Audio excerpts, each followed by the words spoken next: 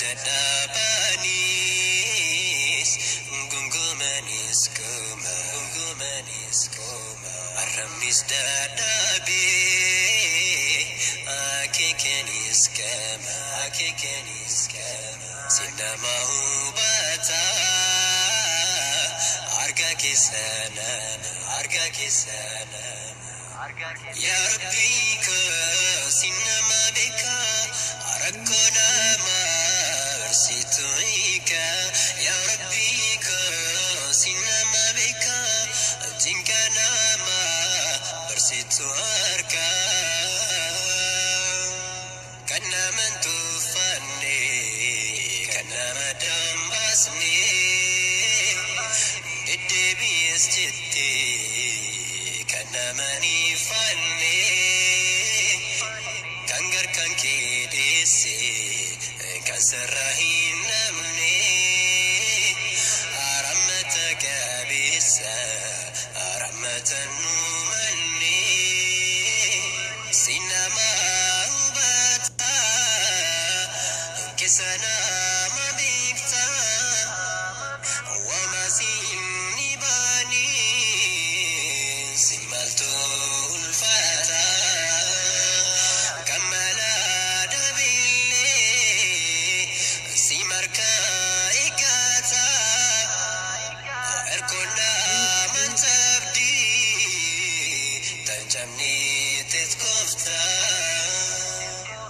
sinama hubata ya dageranama dubis dadhabanis gungumanis koma arrabnis dadhabe akeekanis kama sinama hubata arga kesana ya Rabbi ka sinama beka arakona marsituika ya Rabbi ka sinama beka jinkana marsituarka namni nama gatis ati naman gattu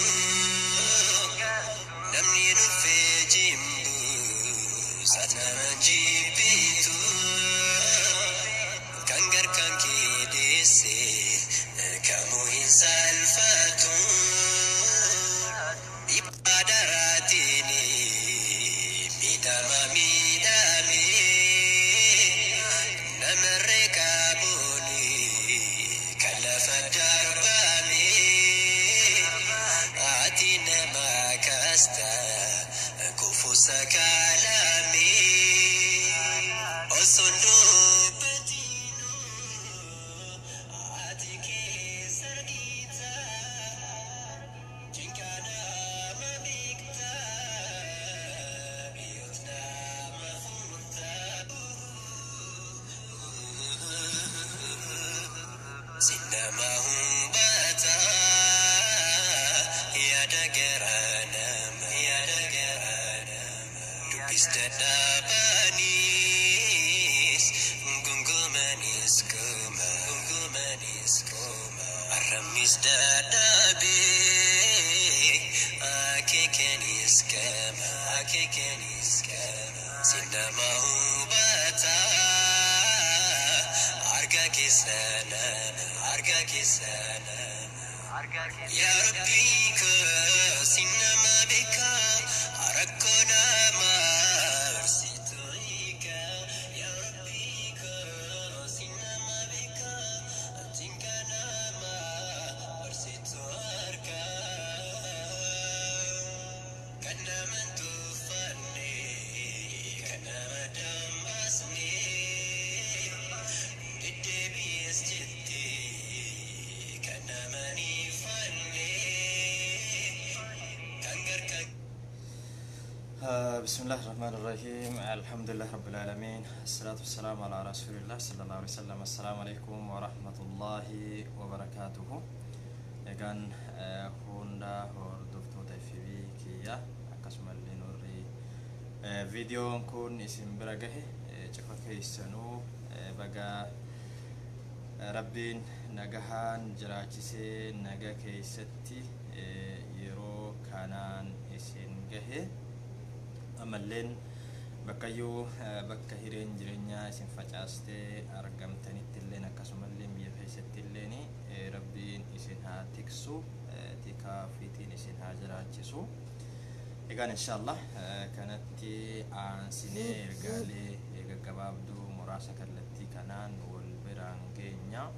Innis tokkoffaa haala nama gammachiisu sochii nama gammachiisu maaliifuu jennaan hawaasni keenya hawaasa qabaataan dhabaa gargaaru hawaasa gaafa rakkoo wal bira dhaabbatu sochii biyya keessaa keessattuu abbootiin qabeenyaa magaalota Oromiyaa tokko tokko irratti taasisaa jiranii sochii itti fufuu qabuu fi akkasumallee naannoo hundallee gahuu qabaatudha. Akkasumallee abbootii qabeenyaa saba kanaa kan yeroo kamittiyyuu hawaasa ofii biraan dhaabbatanii sabnis galatoonfatuu akka qabaatudha. Kan biraa immoo qeerroo Oromiyaa yeroo kamittiyyuu saba isaaniitiif gama qabsootiinis tahee gama waan kamiyyuu jalaa baraaruudhaaf keessattuu qeerroo magaalota Oromiyaa irratti sochiin isaan taasisaa jiranii kan mootummaatii olitti sochiilee bareedoo akka ta'ee fi akkasumallee itti fufuu wanti suni magaalaa irraa hamma baadiyyaatti waan irratti hojjetamuu qabudha. Waan gaarii guyyoota lamaan kana keessatti mul'ataa jiranidha. Inni biraa akkuma beekamu hawaasni biyya ormaa jirus yeroo kana haala tokko tokkoon fuuldurri duubaan maaltu nutti jiraalleen haa jiraatu. Hawaasni keenya biyya ormaa jiru rakkoo addunyaa mudate akkasumallee deemee dabareen biyya keenya illee dhaqqabe kana maal gochuu qabaanna hamma humnaatiin akkuma beekamu aadaa qabnaa seera qabnaa duudhaa qabnaa kanaan wal qabsiisne maal gochuu akka qabaannu yaada muraasa asirratti wal biraan geenna.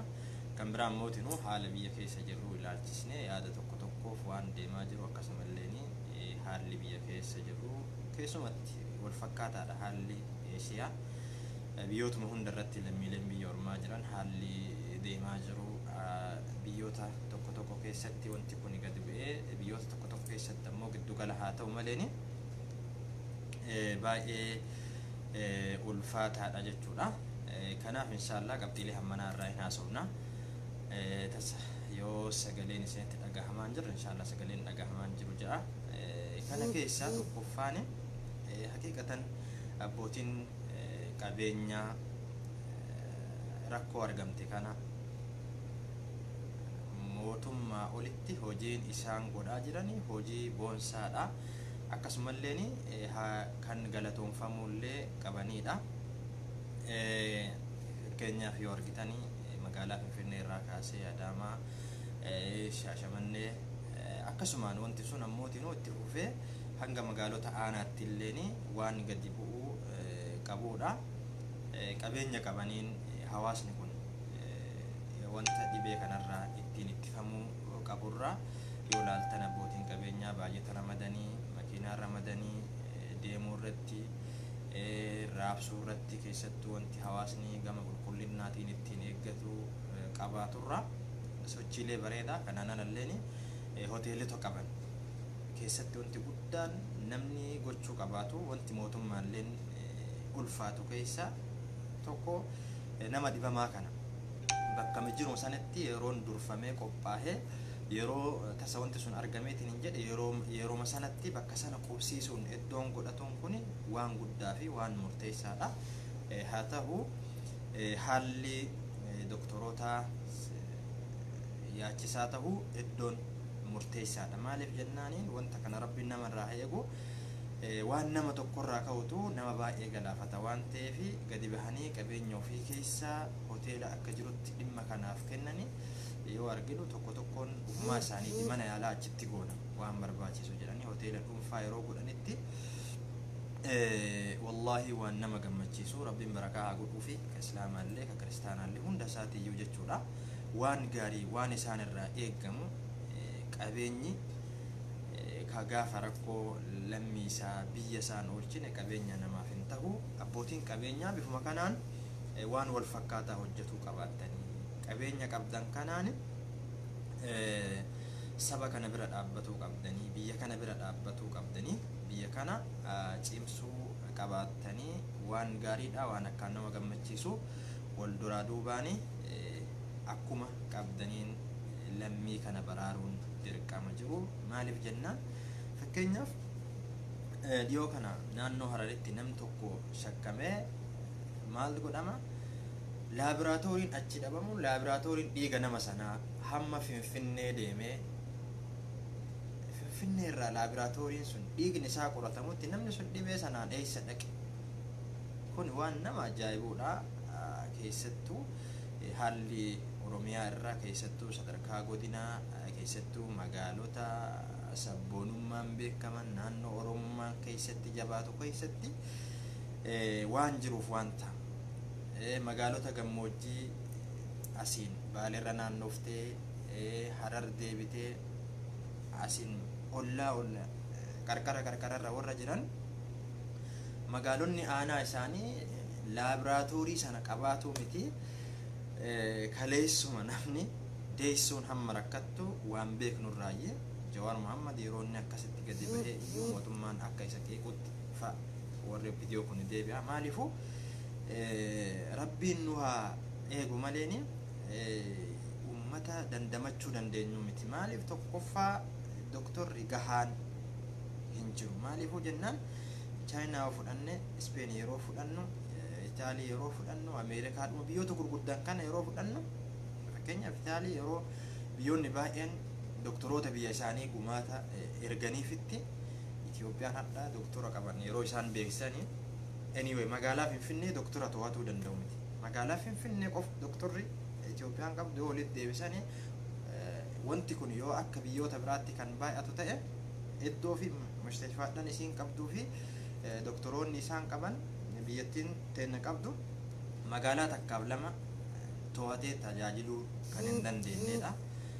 Meeshaatti achi dabruu miti, iddootti achi dabruu miti. Abbootiin qabeenyaa garuu ammootinuu iddoo godhuun iddoo irraa danda'uun waan guddaadha. Bima sanaan itti fufuudhaa qabaattanii jennaanii wanti sun ammootinuu magaalota gurguddaa qofa irratti xiyyeeffata osoo hin taane hamma magaalota xixiqqoo aanaatitti illeen wanti sun xiyyeeffannaadhaan waan qophaa'uu qabu itti yaaduu qabaattanii warri gumaata sabaaf gootan galatoomaa isiniin jenna. Kabira qeerroo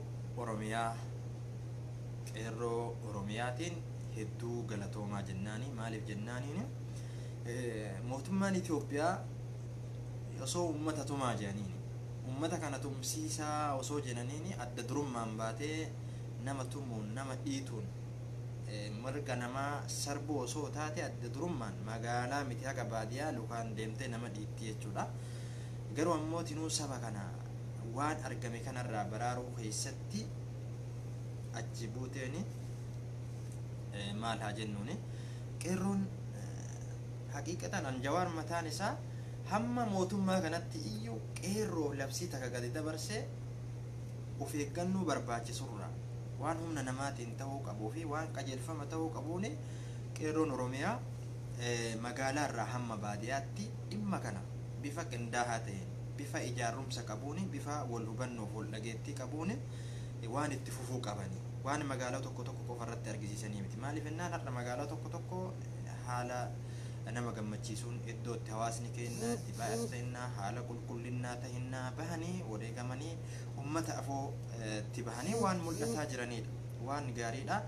Kanumaan cinatti osoo arginu magaalota tokko iddoo gabayaan akkuma duraatti deemaa jirtutu mul'ata. Iddoo mana nyaataa wantoonni akkasii sunniin illeen qeerroon ejjennoo irratti fudhatu qabaata. Maaliif akkuma qabsoo bilisummaatiif wareegama barbaachisu bahee ka cufuu qabu cufee akkasumallee yeroo banuu qabutti bane sanatti wareegama lubbuu barbaachisu kafalee sanatti har'alleen lammii isaatiif biyya isaatiif qeerroon wareegama barbaachisu kafaluu qabaata.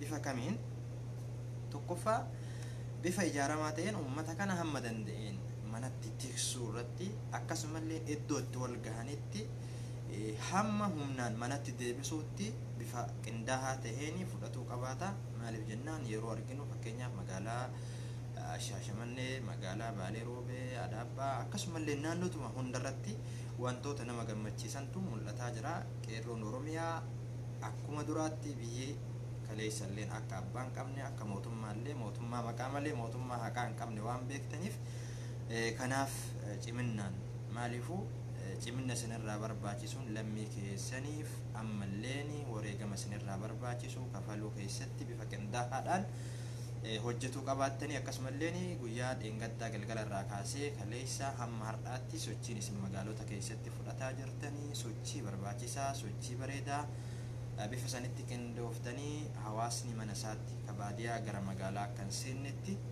gochuu keessatti qooda bareedaa godhaa jirtanii ammallee wantoonni tokko tokko citee hafaa jiru.